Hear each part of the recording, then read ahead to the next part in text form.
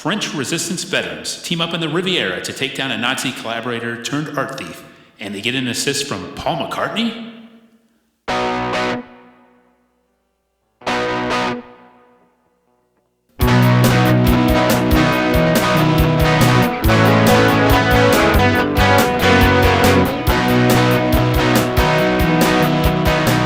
Battle of the Network shows. Join Rick Brooks and Mike Kogel as they explore the TV of the 70s and 80s through hand-picked episodes of their favorite and not-so-favorite series.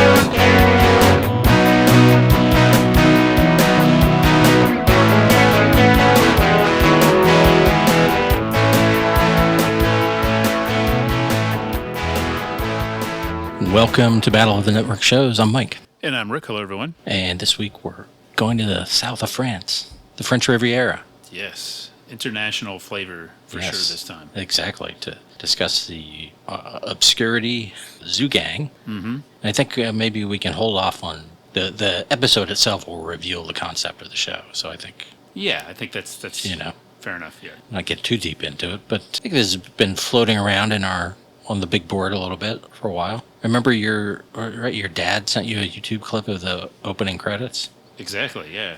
Which were a surprise to me, and I think to you, but because the theme song's written by Paul McCartney and Linda McCartney, and it's pretty cool. And the credits themselves are really cool. Yeah. So, we can talk about that a little bit. But it is an international cast of middle-aged, I don't know, stars is the right word, but well-known faces. Seasoned performers, right. Lily Palmer, is that her name?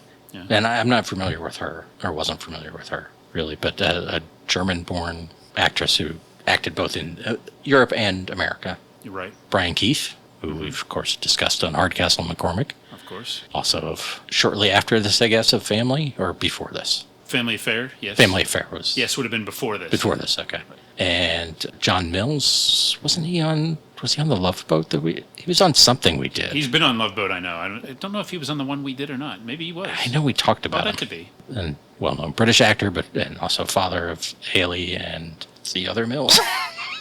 Yeah, he seems like a... who's Haley Mills? Mrs. Bliss. I'm thinking of Allie Mills from Wonder Years right now. Yeah. Juliet Mills? Yes, that's it. Okay. Yeah. But yeah, John Mills just seems like a quintessential British actor, Yes. And I don't think he always played like stereotypical upper class guys, but he has that look tone that like you could totally picture him doing that. Definitely. Forever. Yeah. And Barry Morse from The Fugitive, right? Yeah. Lieutenant Gerard. Yeah. And again, another guy had kind of more of a kind of upper crust type, although he's, not American, he's playing American on The Fugitive. Yeah. But just had an air about him, and it's really interesting seeing him in a totally different type of role here. Interesting. Playing, more of a working class type character. Right. A hot-headed Canadian. Yeah. Ooh. With a penchant a penchant for neck scarves. Yeah, he pulls that off. Maybe he brought that to the role. Yeah. I'm going to bring an edge. I'm going to bring giant sideburns. Yeah. Neck scarves. Brian Keith is going to bring hangdog glances. Glorious toupee. Yeah. Uh-oh, starting in early. Yes, and so, there's an American, a Canadian, a Brit, and a German woman playing a French woman. Yeah. I didn't know much about Lily Palmer either. I think, I hate to say this, but I maybe knew her most for being like one of Rex Harrison's wives. Ah, right. And I think I think she was one that had like a decent experience with him. Yeah. Which, not a lot of people that were involved with Rex Harrison did. Yeah, I can't say that I'm really familiar with her work. She was in like a lot of things that I didn't see. Yeah. So definitely didn't do a Love Boat. If she, I shouldn't say definitely. Yeah. If she did, I don't remember it. I don't think I've seen it. Did Barry Morse do a Love Boat? I don't believe so. That would have been great though if he were like looking for somebody and they were coy about it. Right. They wouldn't say that the name of the person, but and Adam Bricker might have some being a doctor. Yeah. He might have some conflicts there. Whether to betray a doctor, betray the law of the sea. Yes. That'd be interesting. Going into international waters. And people could keep seeing a one-armed man. Yeah. Never find him. Yes. That would be Gopher's bit. Like, yeah. One-armed man. Yeah. Oh, come on, Gopher. That's ridiculous. One-armed men don't take cruises. I think the answer to your question about whether Barry Morris is on a but like many of the questions we ask on this show, the answer is that he should have been. Yes. So yeah, I do remember. I remember having conversations with you about this opening. Yeah. And the big question was like we'd never really heard of the show. Right. It's like the show can't possibly be as good as this opening sequence, can it? Yeah. But we had to find out. Right. And thankfully, YouTube provided. Yes. Anything low enough on the radar is findable, fortunately, on YouTube. Yeah. And this only had 6 episodes. Yeah. Produced by the British company ITC, also known for The Prisoner and Muppet Show and the Jerry Anderson stuff. And, a lot of things. Part of Lou Grade's empire, which will come into why this theme song exists. Okay. Which I have done a little research on. And it has, to me, like a similar aesthetic to a lot of these. Like, it actually feels like a 60s show to me, more than a 70s show. It really does, for like a variety of reasons. Yeah, I mean, I think that's good and bad in some ways. It's interesting, though. I don't know. And I'll say one thing, too. Like, I'm glad that you did some research, like, into the song and everything, because I found very little information about this series. Yeah. And actually, I have right here this book that seems pretty cool, right? British television. News, drama, documentaries, soaps, comedies. Yes. Zoo Gang is not in here. Wow. I can't figure out why. I was kind of leafing through the... maybe it was made for preface. International audiences. Yeah, I don't know. Or I was thinking, well, maybe was it designed to be like a limited series, and maybe it's not eligible for this book? I don't know. Huh. But it doesn't... It feels like it could keep going until... Yeah. The premise is open enough. Right. If you're only doing 6 episodes, too. So I can't tell you how well it did, or right. I know when it premiered. Yeah. That it was on ITV, okay, not BBC. Yeah. But this book has other, non-BBC sure. shows. So I don't know what the deal is, but I couldn't find a lot of information about this. Maybe they didn't know about it. Maybe. It's possible. It is an older book. Yeah. It is an older book, but... Obviously the tapes didn't get destroyed because, maybe they did. No, I think there are overseas releases, right? Oh, yeah, like home video releases? Yeah. I think so. Unless those aren't legit. I mean, you know how Beatles fans are. Yeah. We are Beatles fans, but we're not obsessive Beatles fans necessarily. But with how they want to get their hands on anything Beatle related, you think that alone would make some kind of market for the show. Just because of the theme song. Yeah. So one interesting thing about the theme song, it's not as obscure as one might think, because it was the B-side to Band on the Run. Wow. So like everybody had it at some point. Okay. Huh. And it is available, I think, one of the 1,000 re-releases of that album. It's a bonus track, so it is commercially available. But so originally, it was exclusively a B-side for the single. Yes. Okay. But it was done for the show. So looked a little bit at Wikipedia more to get some background on stuff mentioned in this, but I looked in McCartney Legacy Volume 1 by Alan Kozin and Adrian Sinclair, part of their definitive look at Paul McCartney. Their ongoing definitive. Yeah, ongoing, that's right. Yes. There. Thousands and thousands of pages about every day of Paul McCartney's life as a solo artist. So, and I will start here with a quote from Lord Grade himself. Cool. This will be the first theme music that Paul and Linda McCartney have written for any television series. Grade crowed to the press, and we are delighted that we have been able to get this exceptionally talented couple to be associated with the series. Parentheses, and this is, I think, where it gets interesting, Grade was less eager to publicize the ATV Northern Song's lawsuit against John Lennon and Yoko Ono that paralleled its earlier suit against the McCartneys. So, and there's a little thing here, too. This is about the recording sessions. Wings were technically still on hiatus, but as soon as Paul returned from Jamaica, he wanted to discharge his other obligation to ATV by recording this theme for Zoo Gang. Given that both the theme and the television special, one he was making with Wings, were sweeteners for Paul's new publishing deal with Lou Grade's company, which itself was McCartney's and Grade's settlement of ATV's lawsuit alleging that Linda could not have composed another day. Grade's announcement of the project was extraordinary. Okay, so this is where it gets... So ATV was part... I forget. There's so many company names, but there's ITC and there's ATV, and I think later it was changed to ACC because they bought a bunch of college basketball teams. Yeah. Right. And they're involved in ITV, but they also had a music publishing part, and that... So as you probably know, so when a song is written and recorded and everything, the the money gets split up between the artists, the recording artists, the record company, the mob. Yeah, the mob.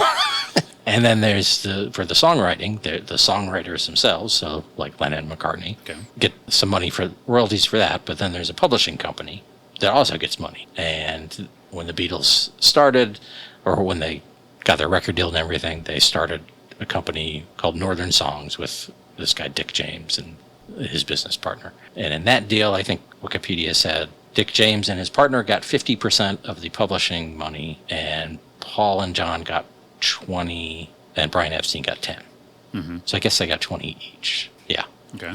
I think after Brian Epstein died, they offered up. They made it a public company, so they offered up stocks, and John and Paul ended up with 15 something each, and George and Ringo got a tiny piece, but Dick James still had the bulk of it, and then he eventually sold his share to ATV, which made them controlling it. Ah, okay.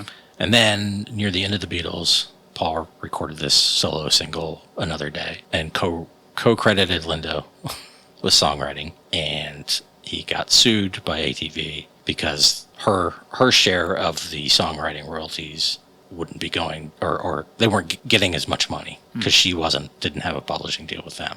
Okay. So I guess she had her own publishing deal. I see. And they claimed that there was no way that she could have worked on the song or co-written. And I guess part of the settlement is that he re-upped with ATV because his contract was expiring in 73, and then doing some of these things to play nice. And then, of course, the other part, not related to Zoo Gang, is that in the 80s, Michael Jackson bought the entire ATV publishing rights. Mm-hmm. So and then later sold them or merged them with, had some deal with Sony. And so, of course, famously Paul had suggested he get into buying publishing as a way to make money. And then they're publishing. Thinking he'd buy like the rights to Grand Funk Railroad or something. Yeah, right. Their library. So, and the publishers control sort of what can be done with the music too. So, I mean, like licensing, and if someone else records it, then they make money off of that, and it is lucrative. Now you have this thing where all these kind of legacy artists are selling off their publishing for a big windfall. Yeah, I mean, partly for their thinking estate planning, but also probably like, well, it's not going to pay as well as it used to. Yeah. But apparently there are these companies that think it will. Some money now. That seems to be cooling down somewhat in the recent years. But yeah, that's became like a really big phenomenon. Right. And I mean, like, I think huge. A lot of the big ones that would have sold maybe did already. Yeah. And that might be another reason why it's cooled down somewhat. Right. But, Springsteen and Bob Dylan, and I think Neil Young partially sold his. Maybe some of the Fleetwood Mac people. I don't know. But it was a big trend a couple of years ago. And these are artists that, if they're going to do this, I mean, that sort of makes it, quote unquote, okay for others to do it. Because like if Dylan and Springsteen, right. And Neil Young, these famous guys that are opinionated and known for a certain, I mean, and Springsteen is one of these guys who had to sue, his original manager really kind of shafted him, and he had to sue him, and it was a whole big deal. It almost derailed his career just as it was taking off. So it's kind of weird, but I get it. These 3 kids, and probably just like they've got other interests. Why should they? Yeah. If you're say like John Lennon, famously has his widow and his son controlling his legacy. Yeah. But if you don't have like a next generation that is going to be preserving that legacy, then I guess an argument could be made like, well, might as well get the money off it, and even George Harrison, his son, of course, has been guiding his sort of musical legacy. Yeah. I mean, that would be the argument against it. Would be like, well, if you give up the rights to this, then you don't have any control over how it can be used necessarily. Yeah. Right. You could be Born in the USA could be on a car commercial. Yeah. Or whatever. Yeah. It'd be weird, but... Right. And I do want to read their description of the theme song. Okay. If I can. The authors of McCartney Legacy. Yes, yeah. So, by the way, it was recorded in late April and early May of 73. Oh, there's a quote from Paul, too. It was good. I like writing to order, he said, particularly TV signature tunes and theme music. The idea of it being heard every week at the beginning of the program appeals to me. Oh, I love that. Well, how come you didn't do more of it then? I know. You couldn't have done like a Norman Lear theme song or two, in a couple of years? Yeah. And Alan Parsons was the engineer. And it was also around the time they were recording stuff with Paul's brother, Mike McGear. Mike McGear. Yeah. So I kind of hope, I want this to have been recorded like some exotic location like Barbados or something. No. Is it just Abbey Road? Well, I mean, that's cool, of course. Yes, but of course. If anything, we're going to be, or George Martin's big studio, and Montserrat. Yeah, because of this show. But I guess I'll accept it if it's just at little old Abbey Road. Most of Denny Sywell is on it, but the rest of Wings was off doing other stuff. Apart from its opening flourish, a winding descent in a French cafe style that returns twice as a section break, Zoogang is simple and direct with a repeating two-note melody, a descending minor third, F and D, played on Linda's Minimoog over a backdrop in which the chords shift with each repetition, giving the two-note theme a constantly changing harmonic context. But the real action is in the accompaniment, which alternates between a funky rhythmic figure driven by Paul's bass with bass drum pedal support and sharp cymbal punctuation from Denny, and short sections in which the focus is on the light-textured, twangy electric guitar chords also played by Paul. I think that's a pretty good description. I was going to say it had a good beat and I could dance to it. Yeah. I'm giving it a 72, but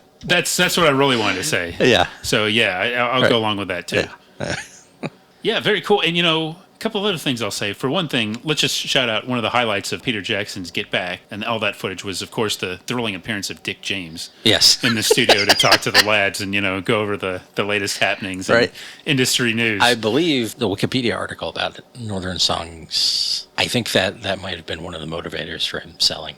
Oh, really? That's funny. Because they filmed him and, kind of made him look like an idiot. One other thing I want to say is when you were reading the quote of Lou Grade crowing to the press, I thought it stood out, the language he used, like this extraordinarily talented couple or whatever. Right. And I thought, that's kind of an odd way to describe Paul McCartney, and I even understand that you have to bring Linda into it. But in light of what you said afterwards, it sort of makes sense that he would emphasize them as a team. Yeah. And probably that's why that language was used. Because when you first hear it, it's like extraordinary talented couple. I mean, it's not like the Captain and Tennille or something. It's, it's Paul freaking McCartney. Right. Paul McCartney and anybody is a talented couple, right? Yeah. Yeah, that makes a little bit more sense now. But yeah, okay, that's like maybe that was part of the or the settlement too. You have to say nice things about Linda, right? Or just maybe emphasizing it to show that we buried the hatchet, and we recognize, that this is both of them are a team and everything. It was all business. Yes. Yeah. And the visuals that accompany the song are pretty cool too. Yes. So each Zoogang member, as we'll get into, has a code name based on an animal. So there are illustrations of animals, and there's like World War II footage, and even swastikas, and in a menacing way. No. Yeah.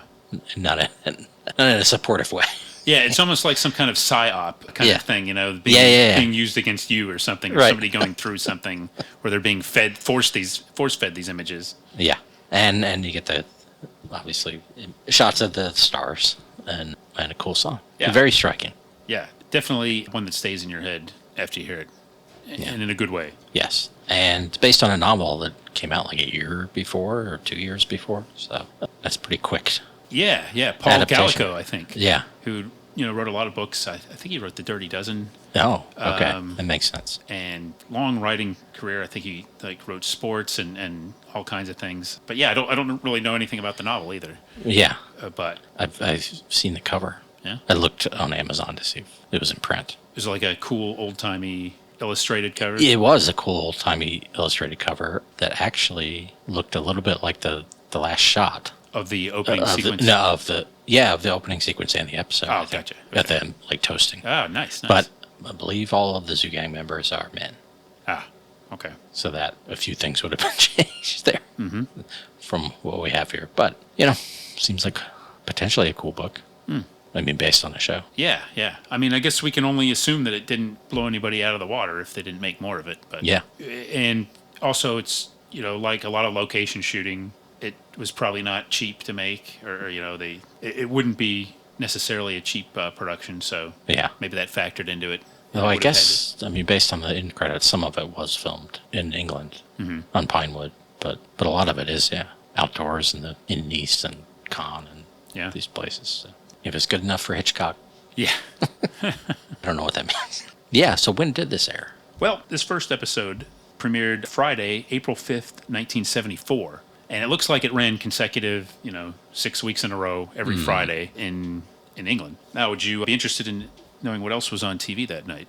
It would be. Well, good, because I prepared that information. So ABC, it's Friday night. They had the $6 Million Man. It's TV in America. Yes. Oh, yes. Well, I actually do have a few notes. Okay. I don't have as much detail. Yeah. But I thought, since we normally do that, I'll go through. That's, okay. All right. That's all right. Go ahead. So start the ABC. ABC, 8 o'clock, The $6 Million Man. Right. Okay. Staple of ABC at the time. 9 o'clock, a special, Alan King's Energy Crisis, Rising Prices, and Assorted Vices. Very clever title. Yeah. And interestingly, I've never seen this special, but looking at the people that were involved with it, Chevy Chase was on there, and some other talent that would go on to be instrumental in Saturday Night Live's first year. So that's kind of interesting. 10 o'clock, a special called Portrait, a man whose name was John. And it's a biography of Pope John, one of the Pope Johns. The 23rd? Get it? Pope John the 23rd? Anyways, it had Raymond Burr and Don Galloway, who was his co-star in Ironside, which was on another network, so I'm not sure what was going on there, but I guess this Pope was instrumental in helping refugees, I think, during World War II, and that was kind of what the focus was. NBC had 8 o'clock, Sanford and Son, a repeat. Lots of Luck, another repeat at 8:30. This is Dom DeLuise show, which was itself based on a Britcom.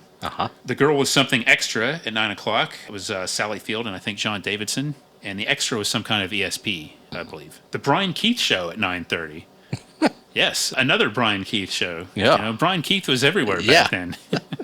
He was on the cover of, Teen Beat. He was on TV. He was very popular. Yeah. I believe this is when he was a doctor who went to Hawaii to become a pediatrician or something like that. I think it had another name like The Little People or something, and then they changed it to the Brian Keith Show, or it was the other way around or something like that, and tried to retool it somewhat, but it didn't work. I gotta take care of these kids. Yeah.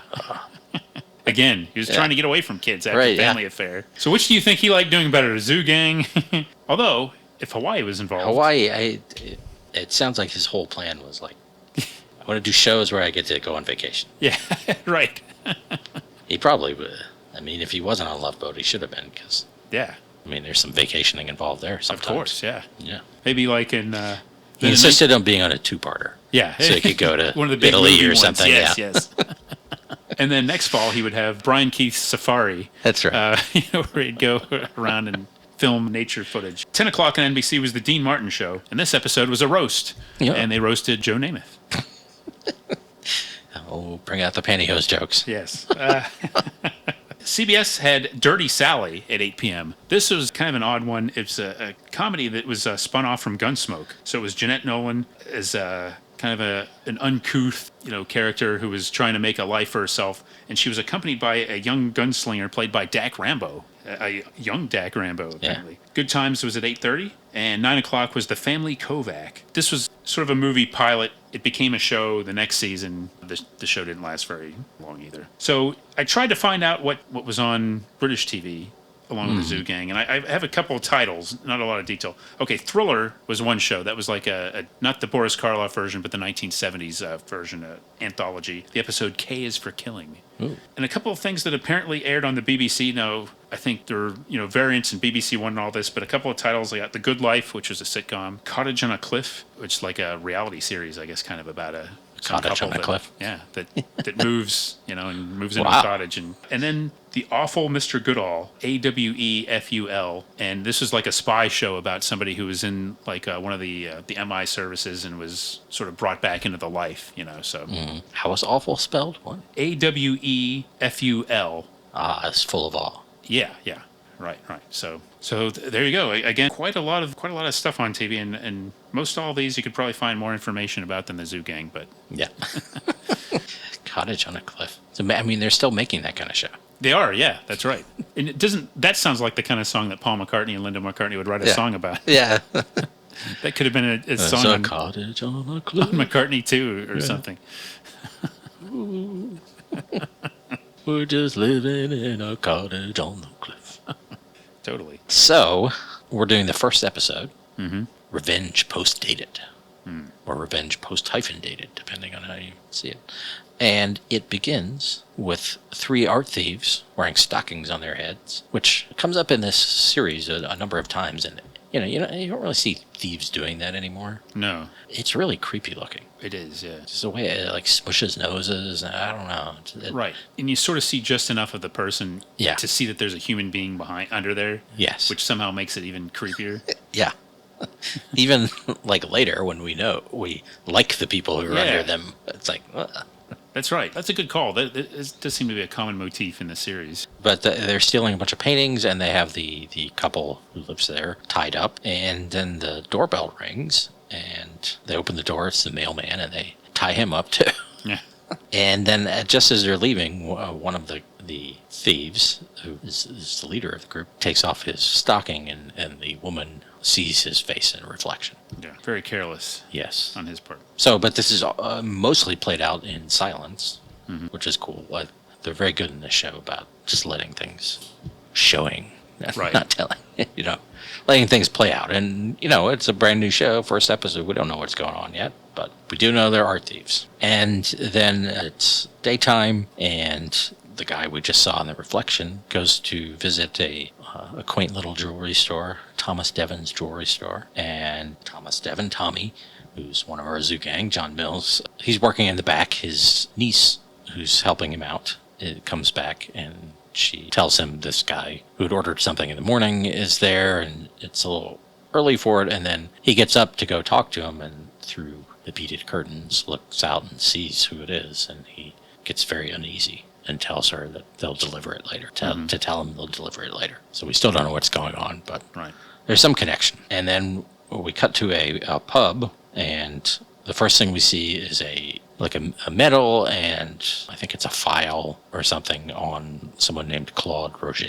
And then, they zoom out, and Tommy comes in, and he goes to the back with the owner, who we find out later is named Manouche, and he tells her about this man, Boucher, the butcher. And he already knows a lot. He's in town for the next 10 days at a particular hotel, and they talk about it's been 28 years, since 1945. That was the last time they saw him, and Manouche wants to kill him because he killed her husband, or was responsible for the death of him, who is Claude. Mm-hmm. And Tommy's like, well, but we said it would be the four of us. So then we cut to America. We've gone from France to America. Yeah. And there's Brian Keith in an office, another guy who's looking at a vase. They're like antique dealers, and he gets a telegram. We learn his name is Steve Halliday, and says, the butcher has been spotted, this, and then is signed mysteriously by the leopard and the elephant. Steve's like, well, he just calls his secretary. He's like, book me on the next plane to Nice. Yeah.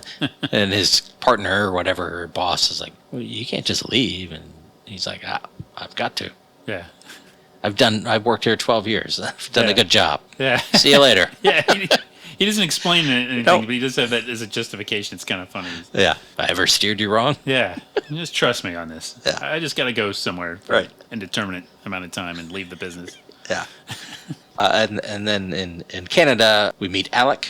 There's Barry Morse, and he's a mechanic. And he finishes the job and goes to tell his boss that he's going to get coffee or something. And the boss is like, oh, you got a telegram. And he's like, well, why didn't you come get me? He's like, you're working. Yeah. And even before he finds out what's in it, he grabs the guy by his shirt. Yeah, I don't blame him. Telegrams are usually pretty important. Yeah. People send things by telegram for a reason. Yeah. And then he kind of tells, I don't know, it's from the leopard and the elephant. It is weird. Yeah. Clearly somebody's, just goofing on you. Yeah. And Alec just walks out and packs up his things and gone. He doesn't even... Hope he finished the oil change or whatever. Yeah. Yeah, doesn't clock out. No. Doesn't get his last wages. And then we move back to France to the airport, and Tommy and Manouche are walking in, and inside Steve and Alec bump into each other, and they're very excited to see each other. And then they're coming down the hallway, and they see Tommy and Manouche, and it's a very joyous reunion. They all run to each other and are hugging. And that's the word I would use too. Yeah. I like this. I think it's very well done, and I think there's a lot of chemistry between the four. Yeah. And even though they have such different backgrounds, different hair. Yeah. I buy them as having this bond. I think they established that pretty quickly, and this is one of the ways they do that with this nice. You use the perfect word, joyous reunion. Kind of during this, we also I think it's before the reunion, but we learn that the Nazis probably gave him the nickname the Zoo Gang, still don't know exactly what they were up to, and then they gave each other these nicknames. So, and Tommy specifically was named the Elephant because the elephant never forgets. And we see that skill throughout the episode, one of his many skills. Yes. And they go back to the pub, and they're back in the kitchen, or I guess it's the kitchen, but the back room, and they're talking things over, and this is like to me, a great scene. Again, it reinforces the chemistry between them, but the bond, you really get a sense of these people have been through something together.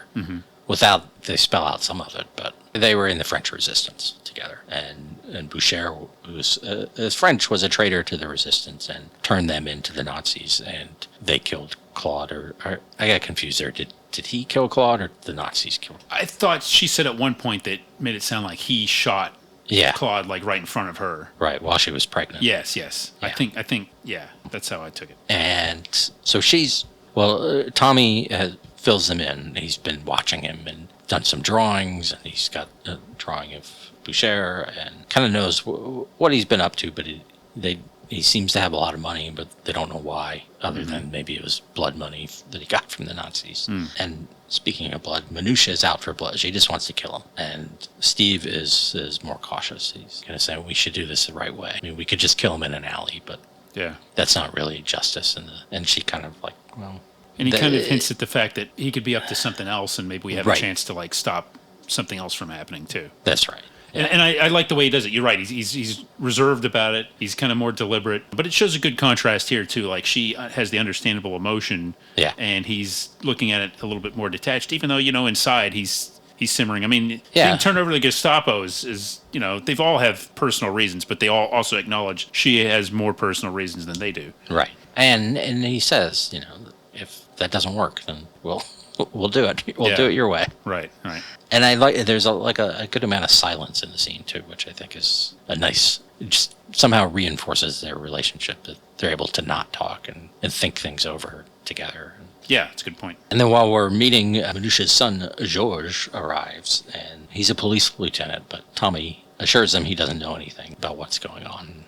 But he comes back, and he's talking to them, and we find out Alec is the tiger, and Steve is the fox, which his name definitely makes sense too, because he's like the planner, the strategist. Yeah. And Tommy, while they're talking to him, kind of fishes for information about what's going on, and they find out there have been 9 million francs of art thefts, and so then.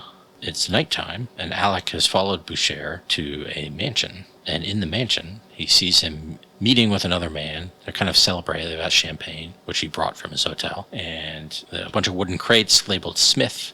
And then the chauffeur is walking around, drawing in his notebook, and to get away, Alec knocks him out and takes his gun and his money and the notebook, which is a diagram of the house. And this scene is cross-cutting with Alec and Tommy forging documents, police identification badges. I believe Steve requests a specific name he wants to be called, but I forgot what. Yeah, I don't. It started with an A, but I don't have that. A very Frenchy. Yeah, and I like it. And makes sense. Tommy, a jeweler, and has the obviously great eyes and precision and advanced forgery skills. Yes, and memory. He also remembers how to do this. Yeah, like that's it. He's like, you still know how to do this after this long? Like, oh yeah. He could be like, hey, how do you know I haven't been doing this? Right. Yeah.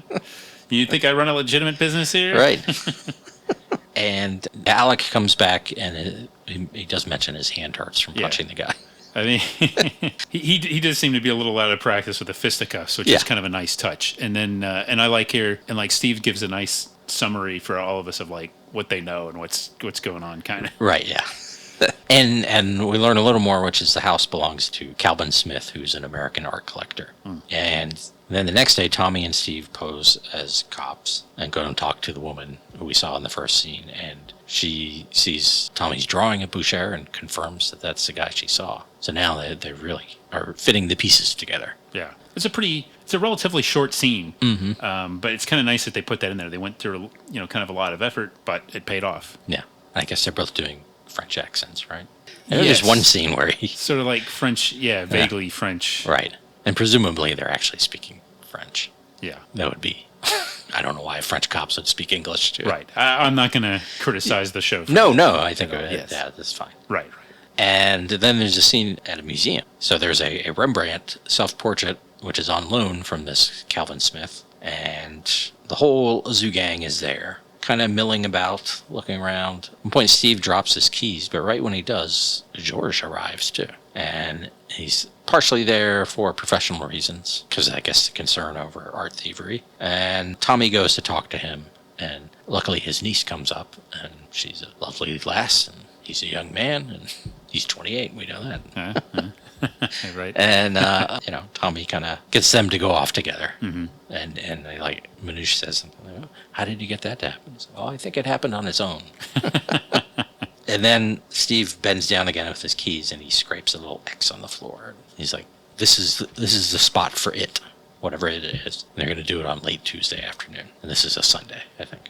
Okay. And on the way out, they see Boucher coming in, and Manouche is quite shaken up by this. Yeah, and I kind of like, too, like earlier when she first found out the news, she was kind of shaken up, and now she's like literally like staggered at the sight of it, but they do a really good job of building throughout the episode, the emotion that's been in her for 28 years and establishing that. It was nice, again, a nice little touch. Yeah, and there's a brief shot of him looking at the Rembrandt and then kind of smugly smirking.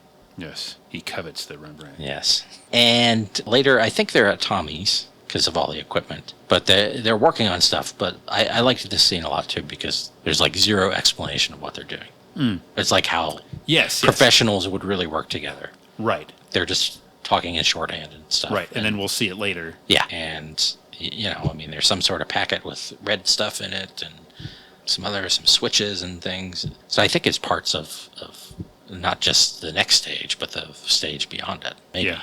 I'm not sure. And then the next day, or Tuesday, I guess, Tommy's at a cafe, outdoor cafe, and Alec is about checking cars, and then he steals one. And then Steve and Manouche are off for a stroll, and he picks him up, and then he picks up Tommy, and they go to the museum. So Steve and Alec walk up. Steve goes in. Alec waits outside with sunglasses and a newspaper. And Steve shows the police there his fake ID and says, there's a pickpocket. And then he points out Tommy, who's, of course, stealing from Manouche's purse. Mm-hmm. And he goes, in his police role, to the X, where he confronts Tommy, and Tommy shoots him. So people, visitors start running around, and we see a close-up of Steve lying on the floor, and he cuts open his sweater, and fake blood comes out. So that's obviously the packet that he was wearing. Yep. And Tommy runs out the front door, and then police and stuff are chasing him, and other people have surrounded Steve to check on him. While that's going on, Manouche is over with the Rembrandt, switching it out with a fake. I think that's what's happening. Yeah, that's what it looked like was happening. But yeah, but then later there's another fake. It's confusing. But yeah, and at the front door, Alec he jams the door. He's trying to get in, and then once he's in, he plays the role of a doctor, checking on Steve. And then Manouche hides the real painting in a closet and then sets off a smoke bomb and yells fire, and everyone runs out. And then in the smoke and in the panic, they sneak Steve out. Then the next scene is George, and he doesn't know what they're up to, but he knows it's them because he's heard all the stories. Yeah. He knows how they made smoke bombs from cigarette packs and other stuff. Yeah, and just the fact that they're together has aroused his suspicions that something's going on. And they were a little coy with it earlier, but now, he pretty much knows. Yes, and it does put him in a bind. Yeah. As police lieutenant. And, and Steve is like, yeah, we took it, but we'll return it. We're taking it in order to save someone's life, which is a little bit of a white lie. Yeah. I think. I mean, unless I don't remember that being part of it. I mean, I guess if they're saving Boucher's life. Right. Because otherwise they would just kill him if they didn't go through all this trouble. Yeah. To calm George down, Manouche plays the mom card. And it works for now. That's potent, yes. Yes. And another daytime event, Alec is waiting on a sidewalk, and the rest of the gang arrives in one car, and he has stolen another car. So he takes their car, and Manouche waits by the stolen car. And Steve and Tommy go into the hotel/restaurant. They know that, because Alec has, I believe, called this in, that Boucher is eating there. So Steve keeps an eye on him, and from a payphone, Tommy makes a call for Calvin Smith, who Boucher's eating with. So Smith leaves to get the phone, and Tommy's pretending to be a cop, and Steve sends a note to the table. It's for Smith, but the waiter gives it to Boucher, who of course reads it, and it tells him where to go to get the Rembrandt. So Boucher leaves, and Steve and Tommy join Manouche, and then we're off on some classic curvy French Riviera roads. Yeah, this is a little okay. Let's enjoy some scenery and a nice drive for a while scene. Yeah. And Alec's already up there. He's waiting, and they tell him he's on the way, and then move on. And Boucher drives by. Alec follows him to this pull-off area where the note said to meet, and then Alec passes him and leads him to it's like a cottage or a farm or a barn. I don't know. I mean, there's definitely a barn, and he wraps a scarf around his face to hide it and leads him into this barn. And we also learn that the chauffeur and another guy, the other thief, are hiding in Boucher's car. So in the barn, the others are waiting there, stockings on their faces, and it's creepy. And they reveal the painting, and then Boucher whistles, and the accomplices come in with guns. He grabs the painting, and then Steve steps on a little switch in the straw. And all these like fireworks and gunshot kind of things go off, and they're able to subdue the two guys, and Steve grabs the painting from Boucher, and then he rips it. So it's another fake. Yeah. Or is it the same fake? I don't know. Yeah. Then one by one they reveal themselves. Yeah. Which is also creepy. It is, and this is really good because it might be tempting to have some kind of like exultation here, but instead it's played like very grim and just with like a real heft to this scene, I think, because you're right, it's creepy, but also, they see that this is like a serious moment. It's not like yay, we won. It's like, this is kind of like the cold realities of revenge. Yes. This is kind of what's playing out here. Yeah, and Boucher is terrified. Yeah. And Manouche kneels down by him and points a pistol at him and pulls the trigger, and it clicks, and he just kind of falls. He's broken. He falls into a puddle of himself. Yeah. And they take him in, and then there's a brief scene in Georges' office surrounded by these stolen paintings, and he's like, what am I going to tell them? Right. How am I going to explain this? And they go, oh, we'll think of something. Yeah. Well, this might interest you if they believe us. There's 900,000 francs of reward money from the insurance companies. So, which I guess will go to you. Yeah, which is $200,000. Yeah. So I guess the 9 million francs was $2 million. Is that how that works? I don't know. Yeah. And then we get a final scene, and they're at a cafe overlooking the ocean, really beautiful spot, and talking about. And this is kind of where they exult a little bit, like, hey, we really accomplished this, and this was getting the band back together worked well. Exactly, and they are like, this was fun, and maybe we could do something we could do a few more jobs like this and raise money too. Yeah, and it's the Steven character, of course. Yes. He's like, I've been thinking about this, Yeah. Clearly he has, and he has kind of like, it sounds sort of vague, but it seems like he's given it a lot of thought. And then it's kind of cool because he sort of suggests it, and they like, yeah, and then it turns out he kind of knows exactly. Yeah. He starts out like, maybe we could do something with it. He's like, we could bring like a wing, like a children's wing in a hospital, Right. Which is a lot more specific than I thought he was when he first started that. And name it after Claude. Yeah. That's the important part. Right. Because people, won't ever remember him. And then they all have sit down and have a celebratory drink and toast. Yeah, and they also kind of, one thing I like too is they sort of like reveal how sort of mundane, their daily lives are. Yeah. She's like, well, it beats washing glasses, and right, and Alex says something about, I can be a mechanic anywhere. Yeah, and Steve's like, I can sell antiques here. Yeah, why not? I don't think we ever see him sell antiques in the other episodes, but no. He doesn't draw on that quite as much as the others do. Like, no. Stealing a car is a skill that's a little bit more transferable to most of these schemes. But right. But yeah, like you said, they enjoyed this, and this is kind of like a way to just have a new life and start a gang here. Yeah. And then we get to hear the McCartney song again. Mm-hmm. And that's it. Yeah. Well, I enjoyed all the episodes. I think this might be the best one, maybe. I don't know. But I think it was definitely my favorite episode. Yeah. I think it was the best overall. But it's a fun series. I've probably said that before.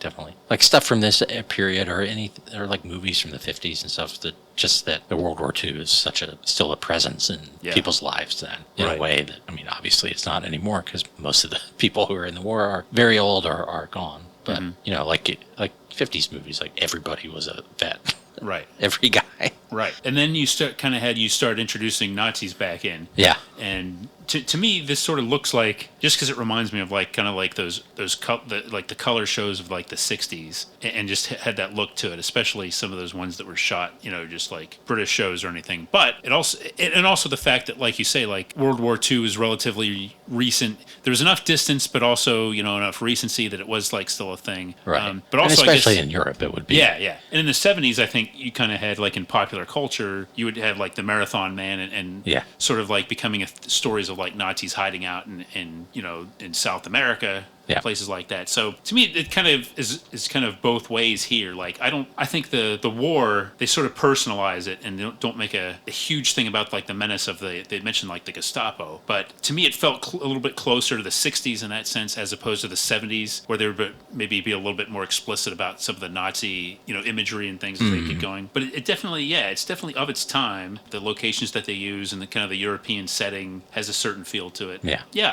I enjoyed the series, but I do think it's the kind of show, like, it's probably better spaced out a little bit more than I watched it, I think. Yeah. I think it benefits more from just like breathing a little bit and taking in like once every week or so. It follows patterns. Yeah. To me, like, it's a lot of those shows. It reminds me of Mission Impossible. Is maybe like one of the comparisons you could make, in the sense that like they'd have these set pieces, and a lot of times you wouldn't necessarily you'd kind of see them play out sometimes wordlessly, and kind of like sort of the joy is seeing them do something. And I don't think in this case it's almost like you take Mission Impossible, but you add like some of these character elements to it, especially in the first episode, where Mission Impossible is like all plot, and driven like that. And this you have more things going on and more interpersonal relationships. And I think in some of the other episodes you'll learn more about their backstories. Yeah. So it's kind of an effort to blend those two. So I think as a result, like, it's good that they have the emphasis on character, but like sort of the scenarios don't play out as clever as they would like on Mission Impossible sometimes, I think. And also it kind of reminds me, like, when I was a kid, those shows didn't really interest me. I found them a little bit more dull. Now I can appreciate them more a little bit at this age. I kind of do wish there were more of this, though. Yeah, I think your comparison is probably more apt than the one I thought of, which was the 18. Just because they're always, they come up with a gag to. Yeah. And like, there's one episode where, because it's never clear exactly what does Manouche's, what does a leopard mean? I still don't know what it means, even this, or what is her speciality, as the British would say. But there is a one, and I'll make the disguises. Yeah, so I will say this too, is why I would describe it as a solid show, not necessarily a great show. Yeah. Is honestly, it would be tough for me to describe a lot of highlight moments from the other episodes. Mm-hmm. The one that stands out to me is the episode where Servalan from Jacqueline Pierce. Yes, an absolutely resplendent Jacqueline Pierce, gorgeous in the episode, playing a French woman, right, and the equally resplendent Grand Moff Tarkin. Oh, Peter Cushing. Yes, I was thrown off by the yes. Resplendent. Yes, I hadn't thought of him that way before, but yes. Yeah. Well, it's funny because I was showing Lori, you got to see who's in this, see if you can recognize, and she thought I was talking about Peter Cushing. Well, that's what I thought too when I started. Yeah. And I'm like, I don't care about Peter Cushing. It's it's Servalan. No, but that was a memorable episode, and again, sort of getting a human element into things. Yeah.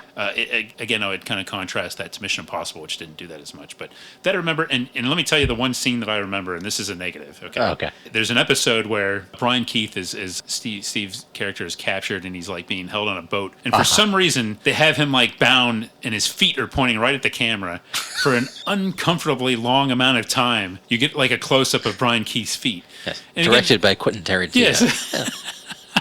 That's the same episode. It is the same. Okay, because of the boat. Yeah, that shows you how much I tried to block that out. Because I was explaining that to Lori, and she's like, and he probably had like older guy American feet. No, it doesn't matter. Yeah, I don't care what his feet look like. It's Brian Keith's feet. Yeah. Under no circumstances do I need to see Brian Keith's bare feet. Taking up that much of my TV screen. Right.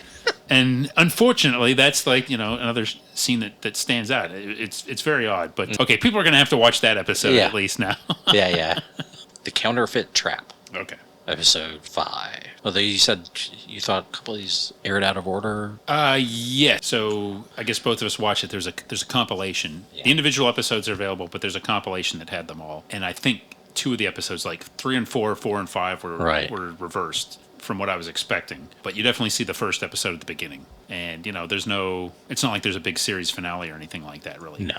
So you can watch them in any orders after the first one, I think. Yeah. And, you know, one thing on that, the lone comment that I saw on that particular YouTube video was somebody asking, like, is anybody else like weirded out that the theme song is by Paul McCartney? It's true. Check it. It's like, no, not weirded out. It's awesome. Yeah, right. Yeah. It's like, what an odd choice of language there. Right. Yeah. I mean, I guess I think he meant that it was, you know, kind of an obscure show. Yeah. That had a theme song by Paul McCartney, of all people. But right. Yeah, no, I was certainly not weirded out. I was fascinated by it, and we decided to build a podcast episode. That's right. So I guess the question is, could it possibly live up to the intro? I would say no. Yeah. But it's such a great intro. It's one of the best intros to a TV series I've ever seen. Yeah. When you combine everything, so there's really no shame in that. It's an enjoyable show. Mm-hmm. I maybe liked it a little better than you did, but now that you say it, I can't remember a whole lot either. Yeah, there was a moment where like somebody had a tattoo, and I was like, "Oh, that guy's a Nazi." Yeah, things like that. And I don't think it really came to bear that he was necessarily. But it's to me, it's just a whole different style of television. It's something that takes a little bit of getting used to and being in the right mood for. In the sense that, like I think if we put on like an episode of the Rockford Files, we could sit down and it'd be very easy to just immerse yourself in it right away. For me, it is. Right. Whereas this, you know, you do have the location, you got the accents, which are pretty thick in some of the episodes. Mm-hmm. You know, and watching it without like captions or anything, you know, so you do have to kind of like pay attention a little bit more than you would like other shows of the era. So there is that, you know, which can be an obstacle sometimes if you're not in the right mood for it. Yeah, I just remembered a detail I liked is that in one or two episodes, like George gives them a hard time, like accuses them of that they're really just having fun. Yeah. I mean, and they're always causing him headaches with this nonsense. But because there's another one where his boss is corrupt. Yeah. Or maybe that's the same one. No, I think that's a different one. But yeah, I like that because I think it's a little bit of both for them. Yeah. I mean, they do have this cause, and they look for particular opportunities to follow it, or to profit so that they can do this. They're not just unlike the A-Team. They're not for hire. Yeah. But they are having a good time. Yeah. In their middle age. I think too, the fact that they're not for hire and that they're located here, it sort of limits the premise a little bit. And as a result, you wind up with, you know, over the course of the other 5 episodes, betrayal is kind of a common theme. Like people, I knew this person that couldn't be. Well, it is. Or this authority figure, because they have to find excuses to bring the action to them. Right. As opposed to them going out and finding it as much. So, I mean, maybe there were creative reasons that they thought, well, we accomplished what we wanted to. I mean, I can only speculate, but maybe they were going to do a second thing, and Brian Keith's like, I got a gig in Hawaii. Yeah. Sorry. Right. I like the French Riviera, but that's Hawaii. Yeah, I can walk, you know, I can kick my shoes off and walk along on the beach and, you know, just feel the sand run through my toes. That's right. The Brian Keith show was known for he was barefoot every episode. And his character is into scuba diving in Sugang. Yeah. He went diving in that episode. That's how he ended up there. Yeah, that's why he was barefoot. Yeah, that's not necessarily something you would expect, but hey, why not? I don't remember him being barefoot on Hardcastle and McCormick. No, I don't remember that either. He might have been, but I don't remember it. Family Affair, he might have been once or twice. Yeah. Although, you know... Wasn't he always in a suit? Yeah, I was going to say, he seems like even when he's lounging around, he's you know, wearing a tie. Yeah. When he's reading the paper, you know. Did a Mr. Rogers and switch from his blazer to a sweater? Or at least have like you know, some fancy slippers on. Yeah. You think, yeah. Or else, you know, Mr. French would have yelled at him to put his slippers on. Mr. French, he was always barefoot. Yeah. You don't see it, but... Yeah. That was part of his deal. He was always insisted on being shot from the shins up. Yes. As part of his contract. And Sebastian Cabot, he could get away with that. That's right. Not many could, but... Why wasn't he on Sugang? He could have been a good villain or something. Yes, he could have. Sebastian Cabot or Victor Buono or... Yeah, well, that's the other thing. You're not going to, because of like where they shot and stuff, you're not going to find like a lot of like, well, I was going to say, we did Peter Cushing. Yeah. And I was raving about, you know, seeing somebody from Blake 7. I know. It's not like you're going to see a parade of recognizable, you know, 70s American character actors in the show. Like the guy playing Boucher seemed familiar. Yeah. I couldn't tell you what from. Maybe he was on Blake's. Maybe he was in Doctor Who or something. Mm-hmm. But he just had a look. That and only 6 episodes though. You're not going to want to watch this to see a bunch of guest stars. I mean, unless you know your British guest stars, and it's possible. Maybe it's you're like, oh, that guy, that bloke, Walter Gotell. He's German also. Huh. Yeah, he's in Moonraker and Octopussy. Both those movies, huh? Yes, one of them, and he apparently was in.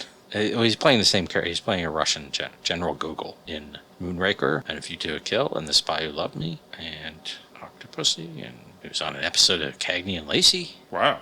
Star Trek The Next Generation. He was also in The Living Daylights as General Gogol. He was on Miami Vice, Spencer for Hire, Knight Rider, A-Team, Lace 2, as General Zed. Oh.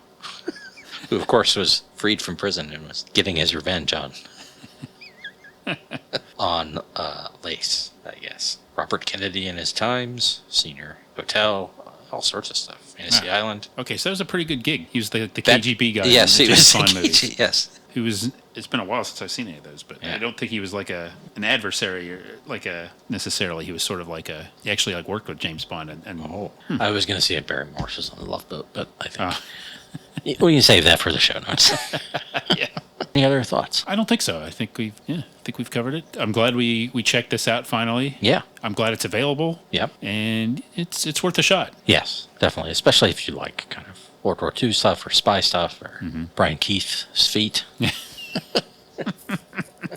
We know you're out there. You might not be listening to this podcast, but we know you're out there. Well, we started out, talking about his hair. Yep. And we went all the way to the bottom by the end of the episode.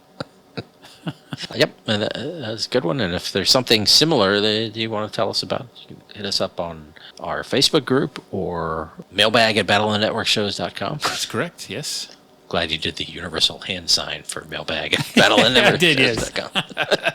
Or leave a comment on our website, battleofnetworkshows.com. And if you've ever seen Paul McCartney play Zoo Gang live, let us know about that too. I'd love to hear about that. Yeah. I don't know if that happened, but maybe in the 70s. Could have happened, yeah. Who knows? Spotlight for Linda. Yeah. Playing that F to D. Oh, that minor fifth F to D. You said it. Yep. All right. We'll talk to you later. This episode brought to you by Zoo Gang Animal Crackers. This episode also brought to you by the new Zoo Gang Hamburger from Burger Chef, a patty of all-American ground beef served on a baguette with maple syrup and Stilton cheese. This episode also brought to you by Brian Keith's Foot Pad. Keep your feet camera ready with Brian Keith's Foot Pad.